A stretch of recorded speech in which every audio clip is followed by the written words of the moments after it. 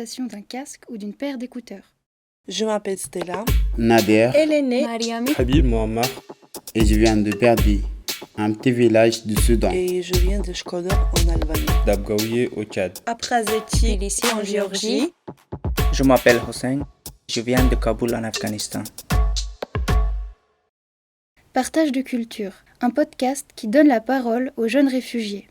Tous venus d'ailleurs, ils habitent désormais à Clermont-Ferrand. À travers cette série de portraits, ils témoignent, partagent et racontent d'où ils viennent. Parce que mieux comprendre comment c'était là-bas, c'est aussi mieux pouvoir les accueillir ici.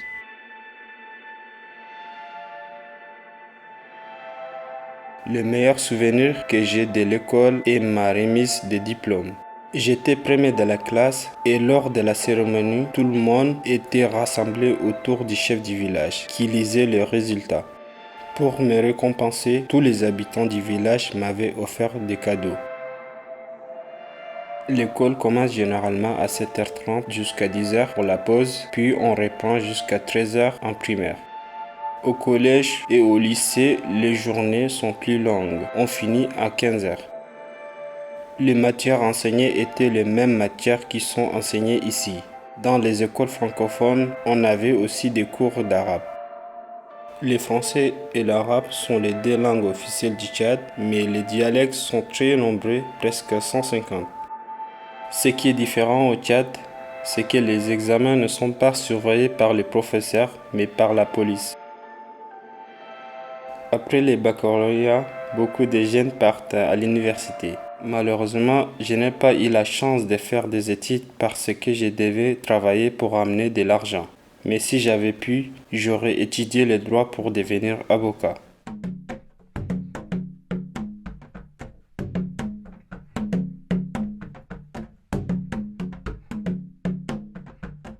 Je m'appelle Mohammad, j'ai 23 ans et je viens d'Abgaouie au Tchad. Mohammad, ça signifie verre bien rempli. Une semaine après sa naissance, le nouveau-né est baptisé et c'est justement lors de ces baptêmes que son prénom est choisi. On donne aux enfants les prénoms des personnes qui nous sont chères ou alors des prénoms religieux.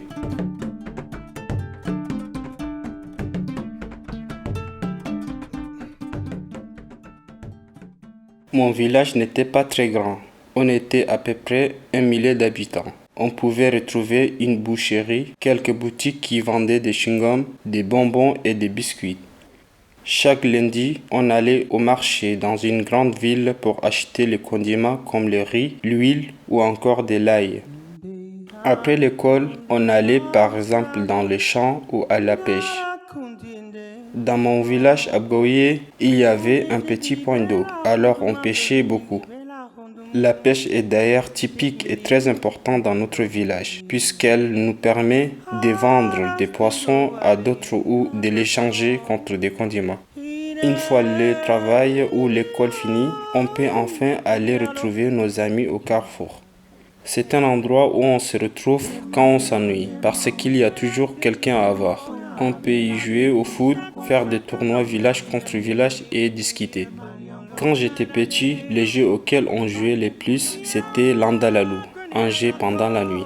On pose un tapis au sol, on parle, on rigole et on danse pendant des heures. Le soir, on peut également allumer l'unique télé du village et les villageois se rassemblent pour la regarder ensemble. Il y a un grand festival national organisé chaque année, le festival d'Ari. Chaque communauté et chaque ethnie vient présenter sa culture, ses danses ou sa gastronomie. Ma maison était plutôt grande. Elle comprenait 3 chambres, une pour ma mère, une pour moi et une pour les moutons. Dès que la nuit tombait, le mouton regagnait lui-même sa chambre, sans même qu'on vienne les chercher. Il y avait également des toilettes et une cuisine, mais ce ne sont pas du tout les mêmes qu'en France. Par exemple, la cuisine est simplement équipée d'une grande marmite. On avait une cour avec une petite maison pour les poules et un jardin où on cultivait des tomates et des concombres. Au village, personne n'avait d'eau chez soi. Pour en récupérer, c'est plutôt compliqué. Il faut se rendre au puits le plus près du village, chargé d'un seau. Si on est gravement malade, on préférera faire appel à un marabout. Les hôpitaux coûtent très cher, donc on y va seulement en dernier recours. Les médicaments qu'on utilise sont uniquement des Doliprane et des paracétamol. Pour le reste, on utilise des plantes. Par exemple, si tu manques de sang, on te soignera à base de betteraves et de bissap. Et si j'ai un simple rhume, je vais me soigner à l'aide de remèdes naturels comme du gingembre ou des oignons crus. Quand quelqu'un est malade, tout le monde vient lui rendre visite et lui apporte quelque chose à manger.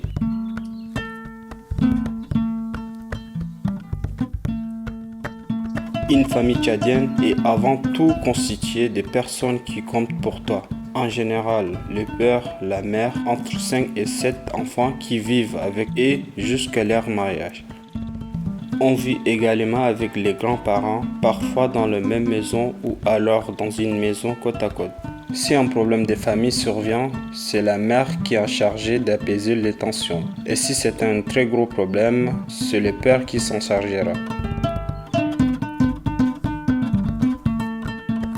L'organisation du mariage est à la charge des mariés, mais tout le monde participe financièrement et donne de l'argent.